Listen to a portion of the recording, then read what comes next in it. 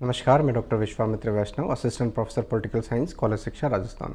प्रिय विद्यार्थियों, आज हम अमेरिकन राष्ट्रपति की विधि निर्माण संबंधी या कानून निर्माण संबंधी शक्ति पर चर्चा करते हैं। देखिए, अमेरिकन राष्ट्रपति विश्व के सर्वाधिक शक्तिशाली देश का लीडर होता है। सारा विश्व उसकी तरफ देखता है और उसके पास अनेक शक्तियाँ हैं। उनमें विशेष रूप से आज हम उसके कानून निर्माण संबंधी शक्ति पर चर्चा करेंगे।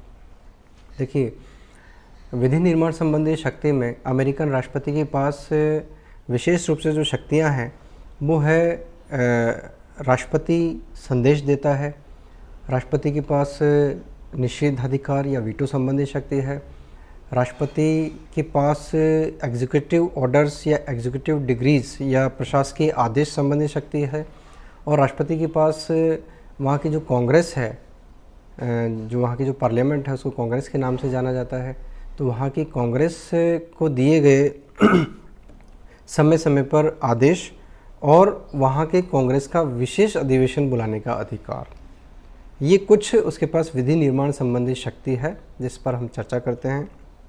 देखिए, सबसे पहले है राष्ट्रपति के संदेश।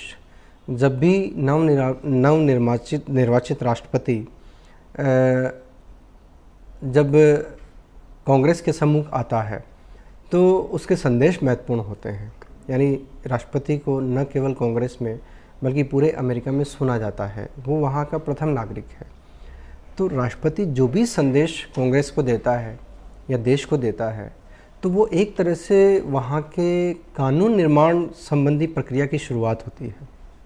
देखिए, राष्ट्रपति देश हित में या अमेरिका के राष्ट्र हित में अगर कोई भी ऐसा संदेश अगर कांग्रेस को देता है या देश से जब वो चर्चा करता है, देश के नागरिकों से चर्चा करता है, तो अल्टीमेटली कहीं ना कहीं उसके पीछे एक कानून निर्माण की बात होती है, एक संदेश होता है कि इस विषय पर हमें कानून बनाना है। इस प्रकार हम इस देख सकते हैं कि जितने भी विधेयक कांग्रेस में पारित होते हैं, उन विधेयकों के पीछे अगर हम देखें तो राष्ट्रपति द्वारा दिए गए संदेश महत्वपूर्ण होते हैं। यानी जब वो कोई बात करता है कांग्रेस के अधिवेशन में आकर या कांग्रेस के पटल के सम्मुख, तो उसके जो संदेश होते हैं अल्टीमेटली आगे जाकर वही विधेयक बनते हैं और वही फिर कानून के रूप में बनते हैं। इसके बाद देखिए, राष्ट्रपति का वीटो। अमेरिकन राष्ट्रपति के पास एक वीटो शक्ति है कि यदि कांग्रेस के दोनों सदन कोई प्रस्ताव विधेयक बनकर जब राष्ट्रपति के पास साइन करने के लिए भेजते हैं, तो राष्ट्रपति जब तक साइन नहीं करता है तब तक वो विधेयक कानून नहीं बन सकता। यहाँ पर अमेरिकन राष्ट्रपति के पास दो तरह के विधेयक हैं। यानी कांग्रेस द्वारा पारित किए गए विधेयकों को कानून निर्माण से रोकने के लिए उसके पास वीटो में दो तरह की वीटो है। देखिए, पहली वीटो है जिसे हम विलंब का निषेधाधिकार या डिलेइंग वीटो या रेगुलर वीटो या सस्पेंसिव वीटो के नाम से जानते हैं। देखिए, अमेरिकन राष्ट्रपति के पास जब कोई विधेयक जाता है दोनों सदनों से पारित होकर, तो जैसे ही विधेयक जाता है तो उसके पास में 10 दिन का समय होता है। अब वो 10 दिन में उस विधेयक को वापस पुनर्विचार के लिए भेज सकता है या जो वो संशोधन उसमें चाहता है उसके अनुसार भेज देता है या वो वापस लौटा देता है। वो उसकी इच्छा पे डिपेंड करता है। तो उसके पास ये केवल 10 दिन का समय होता है। अब अगर 10 दिन का समय पूरा हो जाता है तो वो विधेयक पे उसको साइन करने पड़ते हैं। यानी या तो वो 10 दिन के अंदर अंदर वापस लौटा दे और नहीं तो उसको साइन करने पड़ेंगे। यानी 10 दिन तक का जो डिले है, वो 10 दिन का डिले जो है वो अमेरिकन राष्ट्रपति के पास है। लेकिन यहाँ पर ये महत्वपूर्ण बात है और इसीलिए इसको डिलेइंग वीटो कहते हैं, सस्पेंसिव वीटो कहते हैं। अब यहाँ पर ये महत्वपूर्ण बात है कि एक बार पुनर्विचार के लिए लौटाने के बाद यदि कांग्रेस के दोनों सदन 2/3 बहुमत से पुनः अगर लौटा देते हैं, तो वहाँ पर फिर अमेरिकन राष्ट्रपति को उस विधेयक पर साइन करने पड़ेंगे और वो एक्ट या कानून का रूप धारण कर लेगा।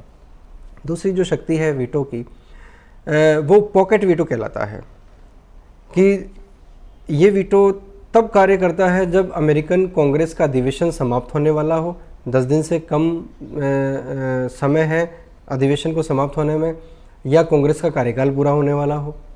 तो ऐसी स्थिति में जब वीटो राष्ट्रपति के पास आता है और उस पर कोई एक्शन रिएक्शन राष्ट्रपति नहीं लेता है, और 10 दिन के पहले ही अगर कांग्रेस का कार्यकाल पूरा हो जाता है या कांग्रेस के अधिवेशन का समय पूरा हो जाता है, तो वो वीटो वो जो है वो विधेयक जो है वो वहीं राष्ट्रपति के पास ही रह जाता है। इसको राष्ट्रपति का पॉकेट वीटो या जेबी निषेधाधिकार के नाम से जानते हैं। और हमें ये पता है कि जब ऐसी स्थिति आती है कि जब कांग्रेस का कार्यकाल पूरा हो रहा है और कांग्रेस के दोनों सदन के अधिवेशन का समय पूरा हो रहा है, तो उसके बाद अगर उसी विषय पर अगर कानून बनाना होता है तो उसको वापस उस को जीरो से शुरू करना पड़ता है, जो बहुत टिपिकल प्रोसेस है। यानी अगर वो विषय है वो विषय जेबी निषेधाधिकार या पॉकेट वीटो के कारण अगर वीटो हो जाता है, तो अगर उसको दोबारा बनाना है तो नए अधिवेशन में या नए कांग्रेस के कार्यकाल में प्रक्रिया बिल्कुल जीरो से शुरू करनी पड़ती है। तो इस प्रकार वो विधेयक वहीं पर समाप्त माना जाता है। इस प्रकार हम ये समझ सकते हैं कि डिलेइंग वीटो और पॉकेट वीटो दोनों के माध्यम से अमेरिकन राष्ट्रपति किसी भी कानून निर्माण के ऊपर अपनी राय व्यक्त कर सकता है, अपने अनुसार उसको परिवर्तित कर सकता है या उसमें डिले कर सकता है या कुल मिला के उसको रोक सकता है। इसके बाद देखिए प्रशासकीय आदेश, राष्ट्रपति समय समय पर, क्योंकि देखिए वेलफेयर युग है अभी, जिसे हम कहेंगे कि वेलफेयर स्टेट का जो युग है, इसमें कांग्रेस के कार्य बहुत ज़्यादा बढ़ गए हैं और इन कार्यों को बढ़ने के कारण वहाँ पर प्रदत्त व्यवस्थापन की एक स्थिति आ गई है। और क्योंकि कार्यपालिका के कार्यों में विस्तार हो रहा है, ऐसी स्थिति में राष्ट्रपति के पास जो है वो कुछ प्रशासकीय आदेश भी जारी करता है और वो प्रशासकीय आदेश या जो एग्जीक्यूटिव जो डिक्रीज जो ऑर्डर्स होते हैं वो आगे जाकर कानून का निर्माण भी कानून के रूप में वो परिवर्तित हो जाते हैं। यानी राष्ट्रपति द्वारा दिए गए जो भी प्रशासकीय आदेश है वो प्रदत्त व्यवस्थापन व्यवस्था के कारण वहाँ पर कानून का रूप धारण करते हैं। तो अमेरिकन राष्ट्रपति की ये भी कानून या विधि निर्माण संबंधी शक्ति है। इसके अलावा देखिए कोई भी अगर ऐसा महत्वपूर्ण विषय है तो उस पर कांग्रेस का विशेष अधिवेशन बुलाने का अधिकार अमेरिकन राष्ट्रपति को है।